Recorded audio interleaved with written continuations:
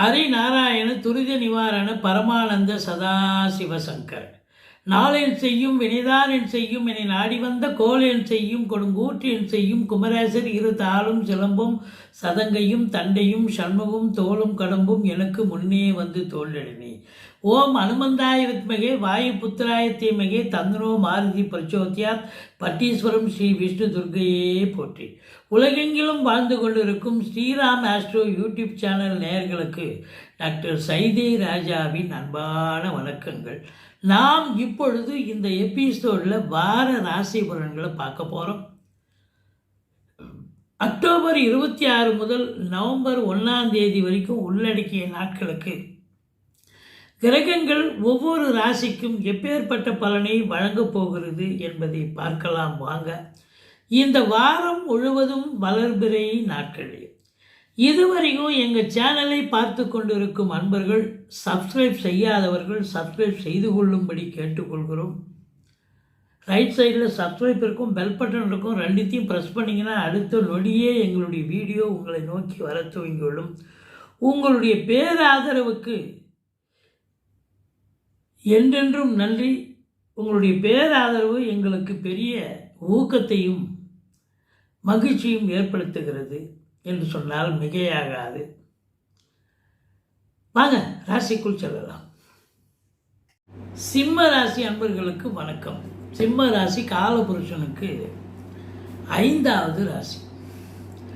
சூரிய பகவான் ஆட்சி பெறும் வீடு. இப்பொழுது சூரிய பகவான் இது ஐப்பசி மாதம் அப்படின்றதால நீச்சம் அடைந்திருக்கிறார் துலாத்தில் சென்று. இருந்தாலும் புதனும் சுக்கிரனும் பரிவர்த்தனை யோகத்தில் வருவதால் நீச்ச பங்கம் பெறுகிறார். ராசிநாதன் நீச்சம் அடைவது சிறப்பு அல்ல என்று சொன்னாலும் கூட நீச்ச பங்கம் பெறுவது ஓகே. ராசியில் கேது இருக்கார். உங்களை பொறுத்தவரையும் அடுத்தவங்களுக்கு உபகாரம் பண்ணக்கூடியவர்கள் நீங்கள். ஈகை மனப்பான்மை உடையவர்கள் நீங்கள். யாராவது ஐயான்னு வந்து உதவின்னு கேட்டாங்கன்னா அவங்கக்கிட்ட நீங்கள் ஓடி போய் நீங்கள் உங்கள் நேரம் உங்கள் ஷெட்யூல் எல்லாத்தையும் விட்டுட்டு நீங்கள் போய் ஹெல்ப் பண்ணுவீங்க. அப்படி ஒரு மனிதர் நீங்கள். ஆனாலும் இப்பொழுது கேது பகவான் இருப்பதால், ராசியில் இருக்கிறதால நீங்கள் வந்து கொஞ்சம் விட்டேத்தியாக இருப்பீங்க. யாருக்கிட்டையும் அதிகம் ஒட்ட மாட்டீங்க. கட் பண்ணிடுவீங்க எல்லாரையும் கொஞ்சம் வித்தேத்தியாக இருப்பீங்கன்னு சொல்லணும். ஆனால் ஒரு 40-50 வயசுக்கு மேலே இருக்கக்கூடியவர்களுக்கு ஒரு ஞானம் பிறக்கக்கூடிய நிலை. ஏன்னா கேது வந்து ஞானகாரகன் இல்லையா. இப்போ ஆன்மீகத்தில் நாட்டம் இருக்கும், ஆலய வழிபாடுகள் செய்வீர்கள் அப்படின்னு சொல்லணும். மகம் பூரம் உத்திரம் முதல் பாதம் உள்ளடக்கிய இந்த ராசிநாதன். இந்த ராசிநாதனுக்கு கிரகங்களுடைய நிலை எப்படி இருக்கிறது பாருங்க. உங்களுக்கு 3க்கும் 10க்கும் ஆதிபத்தியம் பெற்ற சுக்கிரன் 2ல் அமர்ந்து நீச்சம் அடைந்தாலும் அது சுக்கிரனுக்கு நீச்சம் கொடுத்த புதன் சுக்கிரன் வீட்டில் இருக்கிறார். அப்போ பரிவர்த்தனை யோகம் பெற்று ஆட்சி வீடம் இருக்கிறார். அப்போ 3க்குடையவன் 3க்கும் 10க்கும் ஆதிபத்தியம் பெற்றவன் ஆட்சி வருகிறார். 2க்கும் 11க்கும் ஆதிபத்தியம் பெற்ற புத பகவான் 2ல் உச்சம் ஆட்சி உச்சம் மூலத்திரிகோணம். சூப்பர். அப்போது கிரகங்களுடைய நிலைகள் சிறப்பாக இருக்கிறது. அஃப்கோர்ஸ் குரு வந்து உங்களுக்கு 5க்குடையவன் 12ல் இருக்கார். குரு பார்வை கோடி நன்மை. உங்களை பொறுத்தவரையும் ராகு கேது பிடியில் உங்களுக்கு இருக்கிறதால பாருங்க, 7ஆம் இடத்துல ராகு. இது நாள் வரைக்கும் ராகுக்கு குரு பார்வை கிடைச்சது, இப்போ இல்லை.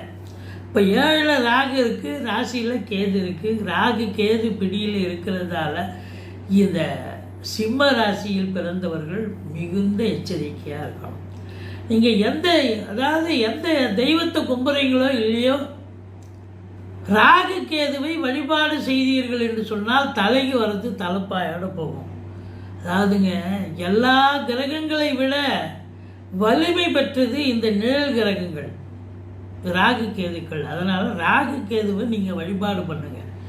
ஓம் அமிர்த ராகுவே நமக 1008 தடவை சொல்லுங்கள். ஓம் அமிர்த கேதுவே நமக 1008 தடவை சொல்லுங்கள். தலைக்கு வர்றது தலைப்பாயோட போகும். நீங்கள் உட்காந்து சாமி ரூமில் உட்காந்து கவுண்ட் பண்ண இது 1008 தடவைன்னு கவுண்ட் பண்ணணும்னு அவசியம் இல்லை.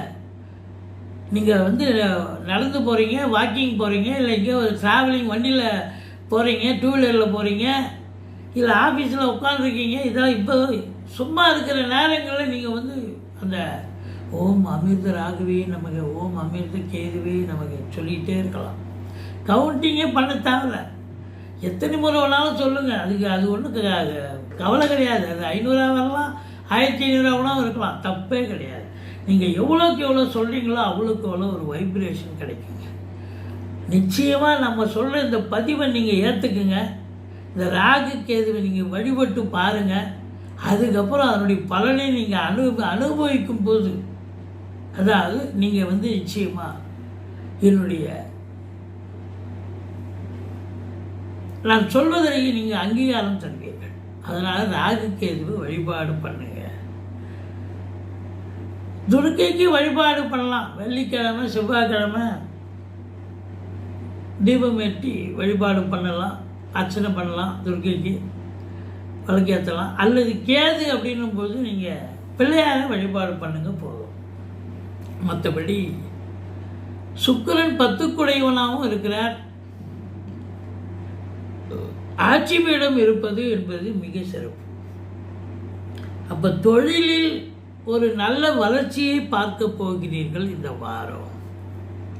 அதுக்கு சுக்கிரன் அஷூரன்ஸ் கொடுக்கும். தொழிலில் வளர்ச்சி, பிரம்மாண்ட வளர்ச்சி, நல்ல சம்பாத்தியம் இருக்கும். அது மட்டுமல்ல, உங்களுக்கு சுக்கிரனுடைய ஆதிக்கம் நிறைந்த சினிமா இண்டஸ்ட்ரி, தொலைக்காட்சி இண்டஸ்ட்ரி, வங்கிகள், அரசு கருவூலம், இன்சூரன்ஸு, ஃபைனான்ஸு, இன்டீரியர் டெக்கரேஷன் பண்ணக்கூடியவர்கள், பெயிண்டரு, ஆர்டிஸ்ட்டு, இவங்களுக்கெல்லாம் கூட நல்ல ஒரு வளர்ச்சியை ஏற்படுத்தும், வளர்ச்சியை தரும் என்பது இந்த சுக்கிரனுடைய நிலை. நிச்சயமாக வளர்ச்சி பெறுவீர்கள். அப்போ தொழில் வளர்ச்சி இருக்குது, உத்தியோக மேன்மை இருக்குன்னு சொன்னால், அப்போ 2-11 2 உச்சமடைகிறார்னு சொன்னால் பொருளாதாரத்தில் நல்ல ஒரு சுபிட்சத்தை பார்க்க போகிறீர்கள்.